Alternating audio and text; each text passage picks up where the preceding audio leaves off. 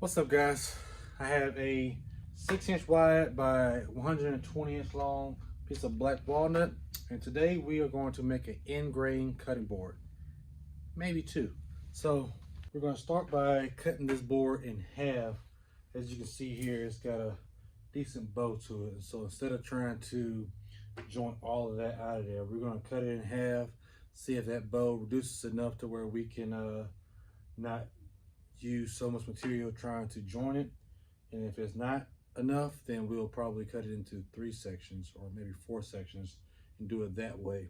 That way we save on material, and we can get as much out of this as we can. So we're gonna cut this guy up and then head over to the jointer.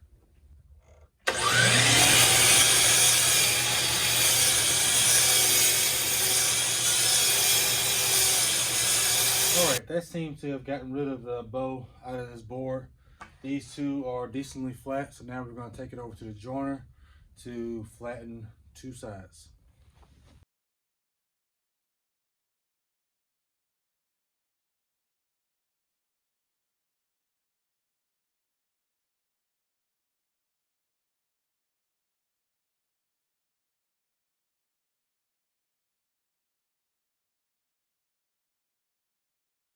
All right, now we have 2 sides flat. So face flat on one side, edge grain flat on the other.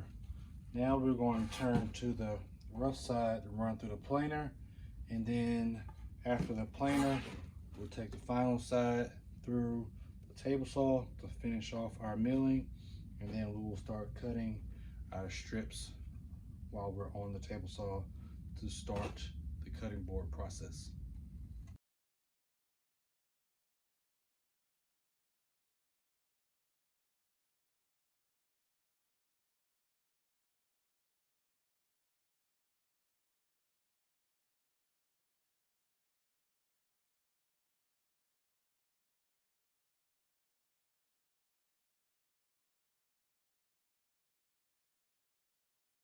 All right, so the milling is complete as far as jointer and planer. These 2 boards are flat on 3 sides. So now we're gonna go to the table saw and start cutting our strips, and then the last strip with the rough end just won't be used. So let's get to it.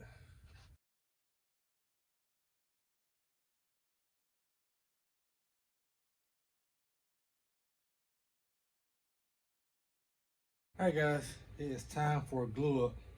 So we're going to spray glue over this entire surface, flip each individual piece up, and then apply pressure, clamping it, and we're going to try to make sure we got the entire surface flat, and then we're going to try to remove as much glue off as possible so we won't have to do as much milling after this.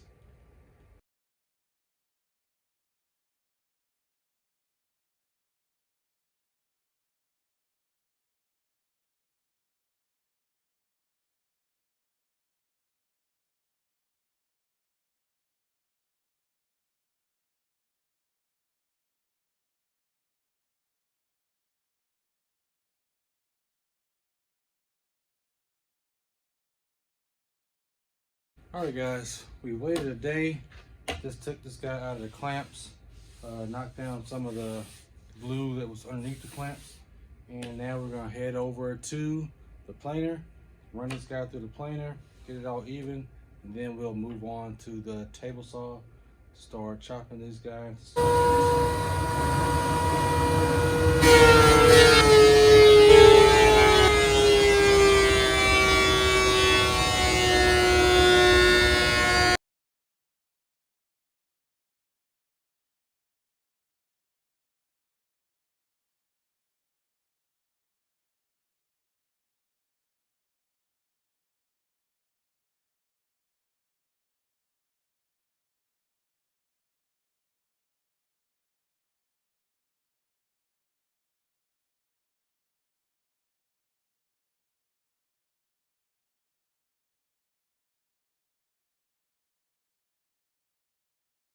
All right, guys, so we have our 2 cutting boards now cut into segments.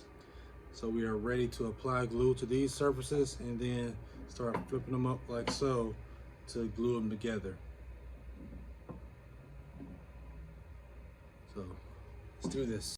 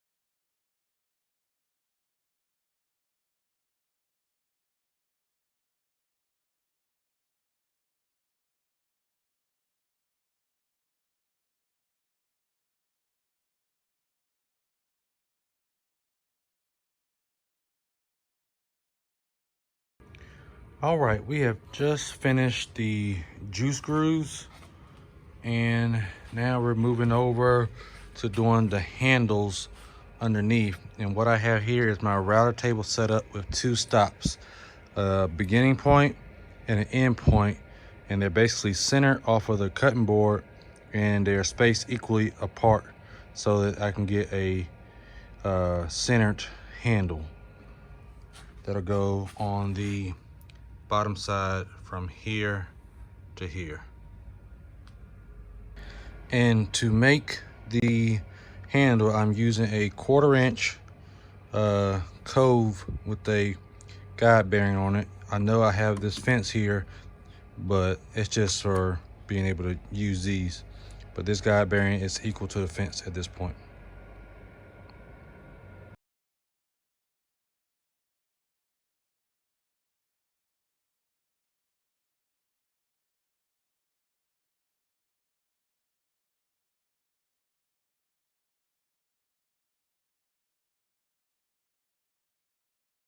All right, so we've got the juice screws cut in, roundovers put on, handles put on.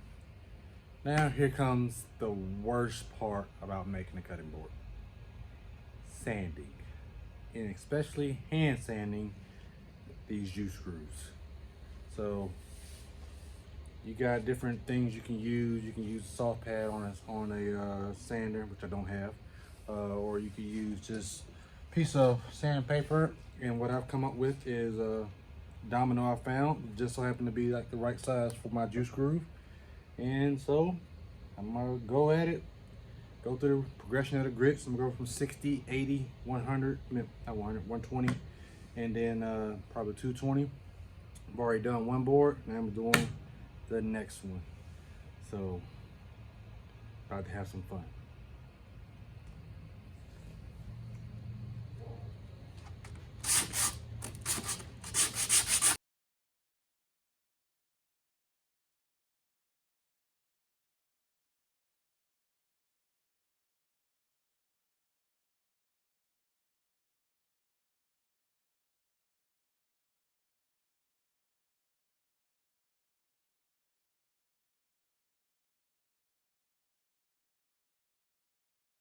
All right, so I have sanded on Rotex mode with 120 on this surface.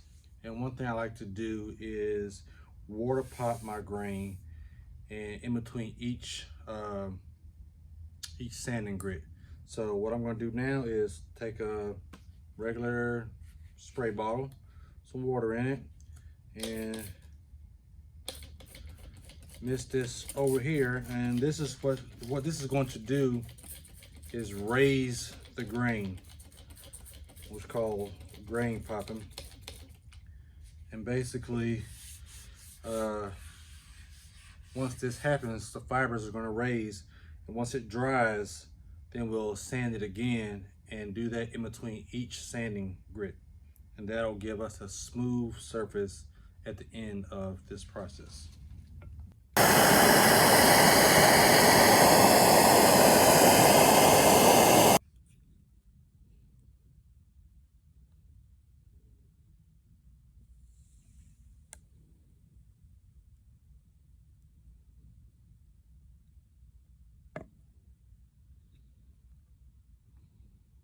All right, we are done sanding. This thing is sanded up to 320 grit.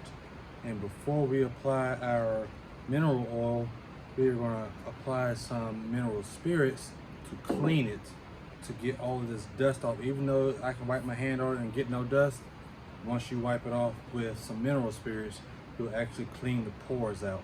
So that's what we're gonna do now. And then we're going to finish this thing with some mineral oil.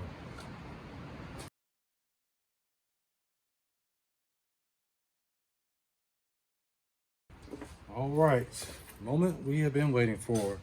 We're going to be applying some Howard's cutting board oil, and later on we will be applying some butcher block conditioner.